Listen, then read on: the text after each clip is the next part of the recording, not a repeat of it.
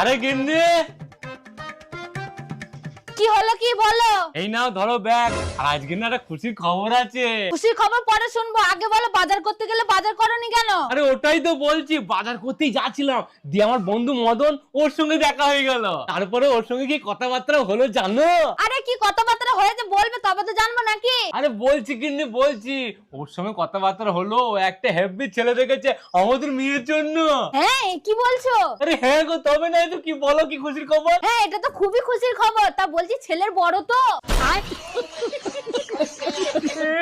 তুমি কি বলছো? আরে ঘাটে পুরা বাড়ি বাড়ি, ছেলে বাড়িটা বড় সড়ো তো। তা আমি কি করে জানবো? আমি কি গিয়েছি ছেলের বাড়িতে? এ মা, তাহলে তুমি জানবা কি করে? ছেলের ফোন নাম্বার অ্যাড্রেস কিছু নাও নি? আরে নেওয়ার দরকারই পড়েনি। ও বললো ছেলেকে ফোন করে দেবে, ছেলে কিছুক্ষণের মধ্যে আমাদের